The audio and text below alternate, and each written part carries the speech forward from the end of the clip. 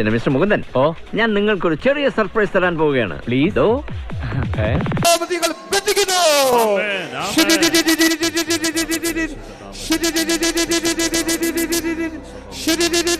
യേശുക്രിസ്തുവിന്റെ നാമത്തിൽ പെറ്റിക്കുന്നു, ബഹിഷ്കരിക്കുന്നു. എന്താ എളി കാണിക്കുന്നേ?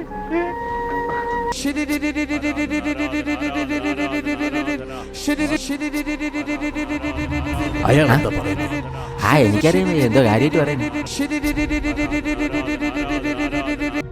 ഇത്രമാത്രം പരിഹാസവും ഇത്രമാത്രം നിന്ദയും ഇത്രമാത്രം അപമാനവും ഇത്രമാത്രം മർദ്ദനവും ഇത്രമാത്രം നഷ്ടങ്ങളും ഇത്രമാത്രം കഷ്ടങ്ങളും സഹിച്ച് മലങ്കരയിലെ യാക്കോബായ മക്കൾ സംരക്ഷിച്ച് സൂക്ഷിച്ച് ഇനിയും തലമുറകളിൽ ഞങ്ങൾ സൂക്ഷിക്കുമെന്ന് പ്രഖ്യാപിച്ച ആ സത്യവിശ്വാസം പെന്തക്കോസുകാരന്റെ കലവില നിന്റെ പള്ളിക്കകത്ത് പറയാനാണോ? അതിനാണ് കഷ്ടപ്പെട്ടെങ്കിൽ കഷ്ടം. അതിനിവിടെ ഇഷ്ടംപോലെ സ്ഥലങ്ങളുണ്ടല്ലോ. ശംതര ബൗഡമന ദികലകടക രഹസ്യ ഊബാബാ ബാബാ നീവാടാ ബാബാ ഊടാരാരാരാ ഷീബാ മാമാ മാമാ മാമാ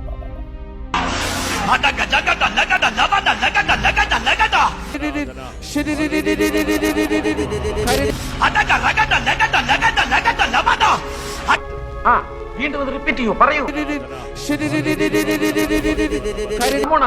അത് തന്നെ പറയൂ, പറയൂ.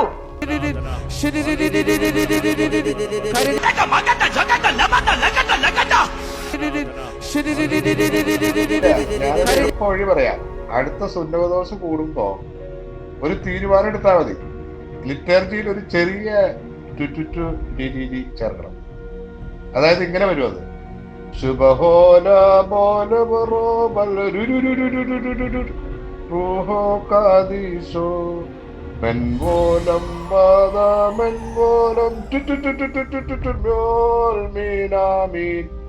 എന്ന് പറഞ്ഞ് ഈ പ്രശ്നം തീർന്നു. ഇത് വെറുതെ സാധാരണ പാവപ്പെട്ട വിശ്വാസികളെ കൊണ്ട് പറയുന്നതിന്റെ കാര്യമൊന്നുമില്ല.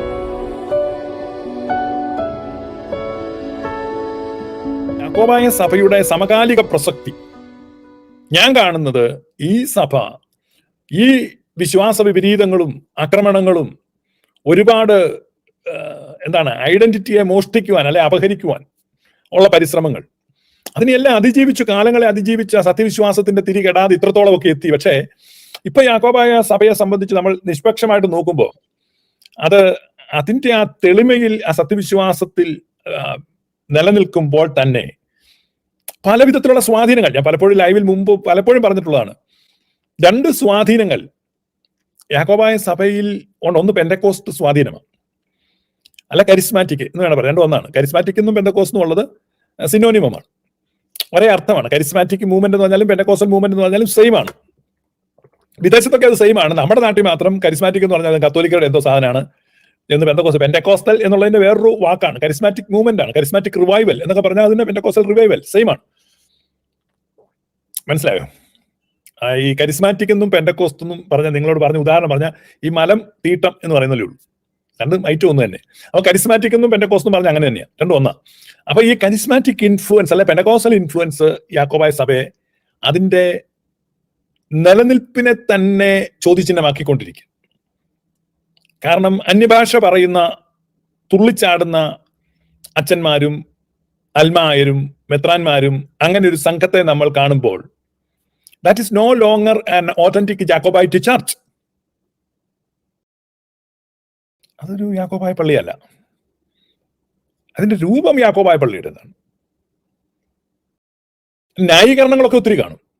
പക്ഷേ അങ്ങനെയാണെങ്കിൽ എന്തിന് യാക്കോബായ സഭ എന്ന് പറഞ്ഞൊരെണ്ണം വേറിട്ട് നിൽക്കണം? ഇത്രയേറെ സമ്മർദ്ദങ്ങളും ഇത്രയേറെ വെല്ലുവിളികളും ഇത്രയേറെ പരീക്ഷണങ്ങളെയും അതിജീവിച്ച് എന്തിനെ നിലനിർത്തണം? ഇവിടെ IPC ഉണ്ട്, UPC ഉണ്ട്, ചർച്ച് ഓഫ് ഗോഡ് ഉണ്ട്, അല്ലെങ്കിൽ നമ്മുടെ തങ്കുവിന്റെ താരുവിന്റെ ടിനുവിന്റെ സോമുവിന്റെ ബാബുവിന്റെ കോവാലന്റെ വരെ സഭ ഇവിടെ ഉണ്ട്. അട്ടഹസിക്കാനും ആർത്തു വിളിക്കാനും വിശുദ്ധ കൊരയ്ക്കും വിശുദ്ധ ചാർത്തിലിനും വിശുദ്ധ തലകറക്കത്തിനും ഒക്കെ ആയിട്ട് അനേക വേദികൾ ഇവിടെ ഓൾറെഡി ഉണ്ട്. അതിന് യാക്കോബായക്കാര് ഈ പിതാക്കന്മാർ ചോരയും നീരും ജീവനും കൊടുത്ത് സ്ഥാപിച്ച് സംരക്ഷിച്ച് തലമുറകൾക്ക് കൈമാറിക്കൊടുത്ത സത്യവിശ്വാസത്തിന്റെ ദീപം കൊളുത്തി വെച്ചിരിക്കുന്ന പള്ളികളെ ഈ തോന്നിവാസത്തിന്റെയും കോപ്രായത്തിന്റെയും കൂത്തരങ്ങാക്കി മാറ്റുവാൻ പിന്നെ എന്തിനിതിനെ സംരക്ഷിക്കണം? എന്തിനു വേണ്ടി ഇത്ര കഷ്ടപ്പെടണം? യാക്കോബായ സത്യവിശ്വാസം സംരക്ഷിക്കാൻ വേണ്ടി കഷ്ടപ്പെടുന്ന ആളുകളെ ഓർത്തിട്ടാണ് ഞാൻ ഈ വീഡിയോയിലൊക്കെ കണ്ടിട്ടുള്ളൂ. ഞാൻ അതിനുവേണ്ടി കഷ്ടപ്പെടാൻ പോയിട്ടോ തല്ലു കൊണ്ടിട്ടൊന്നുമില്ല. TV യിൽ കണ്ടിട്ടുണ്ട്, കണ്ടപ്പോൾ സങ്കടം വന്നിട്ടുണ്ട്. മെത്താച്ചന്മാരെയൊക്കെ പോലീസ് വലിച്ചഴയ്ക്കുന്നതും വവ്വാലിനെ എടുത്ത് എറിയുന്നത് പോലെ പോലീസ് വണ്ടിയിലോട്ട് എറിയുന്നതും ഒക്കെ കണ്ടു. അച്ഛന്മാർ അടികൊണ്ട് ഓടുന്നത് കണ്ടു.